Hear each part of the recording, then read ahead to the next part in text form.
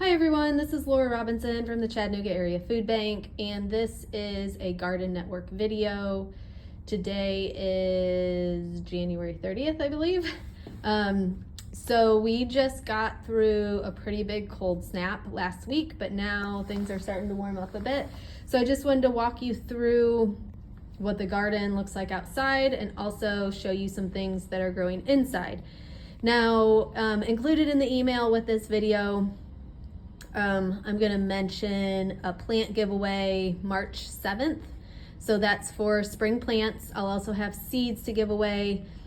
So mark your calendars if you are interested in plants. I'll kind of show you some things that I have going on in the greenhouse right now. Some of these things I started back in December, I believe. Other things are just getting going. So there'll be plants available in kind of various stages of growth. But I have some lettuce. I have fennel, marigolds, cilantro and dill, broccoli rabe, bok choy, claytonia, which is also called miner's lettuce, which I'm not sure I'll have any of that available. I might have a little Swiss chard, a little collards. I also started some asparagus from seed, which actually started really well from seed. You obviously can't harvest it for a number of years because it takes a while for the stalks to get the right size. But if anybody is interested in planting up an asparagus bed, this is kind of a good way to do that. A good way to get a perennial vegetable started in your garden at least. I have some sweet peas, which I think will be planted outside here, but I'll also probably start some extras. So if you want sweet peas as in the flower, not the vegetable, but I will have lots of pea seeds available. Over here, I'll probably have more broccoli rabe. I'll have a little cabbage. I'll have some Asian greens, more lettuce. That's probably about the extent of the plants I'll have available. I will also have some perennial flowers available. If you've ever heard of false blue indigo. Trying to think what else. I might have some bachelor buttons, some calendula, and maybe a few other things. So again, mark your calendars, March 7th. And now to show you outside. So the garden, I had almost everything covered except for garlic and leeks, which you can see they hold up really well to all the really cold temperatures. So I usually don't even bother covering those. But everything else had various levels of covering. You can see out here I have some kind of thinner cloth covers that I've used on some of the beds. I also have some plastic. This is plastic, which will really kind of hold in heat and help protect some of the more tender things in your garden. Hopefully you won't have to worry about that anymore this year. I can't imagine we're gonna get another really, really cold snap like we had last week. But you never know, I guess. So just something to keep in mind for next year if you are needing covers for your garden. I know a good amount of people will just kind of harvest everything before they know a cold snap is coming and just forfeit any other growth for the winter, which is definitely an option. But I wanted to show you kind of what we still have growing. And obviously, again, these things have been covered, so if you didn't cover them, they would not look like this, basically, is what I'm trying to get at. I have a bed of arugula. I have some kale called Thousand Head kale.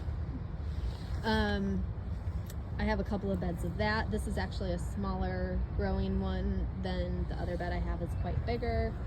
I have some dinosaur kale. I have lettuce over here, which is called Landis winter lettuce, and even though I had it covered, you can see it has a little bit of leaf, like the tip burn from the cold weather. So we'll see kind of how this looks once I get to harvesting it. I have a couple of beds of collards. This is called Alabama Blue, which is I think my favorite just because it's so pretty. The purple blue color comes out when it gets cold, and I just think it's So pretty. I have a bed of scallions, well, like half a bed of scallions. This is the bigger version of the 1,000-head kale, and the leaves just get ginormous. So we'll see how long this lasts. I'm hoping this kind of goes through the spring. I have a couple of beds of Swiss chard. I have some mustard growing, and mustard is probably one of the more tender winter greens that I have out here, so it didn't fare quite as well like you can see in this bed. Even though I did have this covered, it doesn't, I don't know if these are gonna kind of bounce back from the cold weather. I have some carrots, and these I probably will harvest sooner rather than later. Oh, it looks like something got pulled out right there. Not sure what's going on there. I have a little bit of beets left and some more Swiss chard. I did go through and clean out a bed. I did have a bed of broccoli. I had a bed of spinach, which did not look great.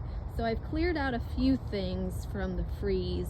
And actually yesterday the temperatures were so nice out that I started planting seeds already. So some of the earliest things you can plant are peas, fava beans, spinach, and I'm trying carrots because this is what's under this bed. I'm trying carrots because I've read that they can germinate with fairly low, they have a pretty wide germination range, like 45 degrees to 85 degrees. So I'm just gonna see what happens.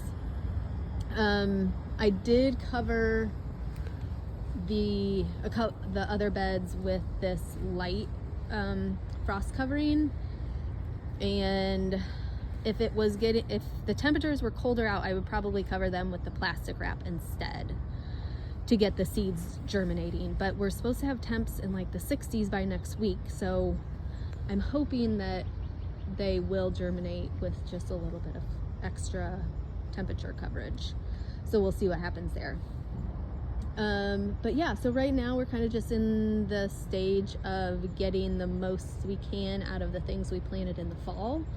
And then by the end of February, most of these beds will be transitioning to spring crops, which spring crops are basically the same as the fall.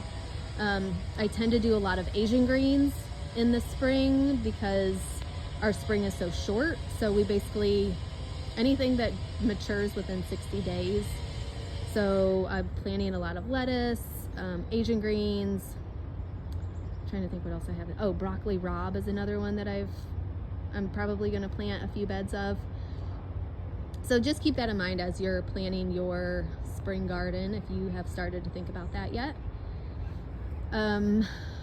Oh, and I will be planting a couple beds of potatoes, so I'll also mention this in my email. If you are interested in getting some potatoes, let me know. Last year I ordered a lot in bulk, and then I shared some with some of you, and I'm happy to do that again. So let me know if that was something that you found helpful and something you're interested in again this year. And yeah, I'm always interested to hear how things are going. If there's anything that you're looking for or you have questions about, please don't hesitate to reach out. I hope you all are doing well, and I'll talk to you soon. Thanks, bye-bye.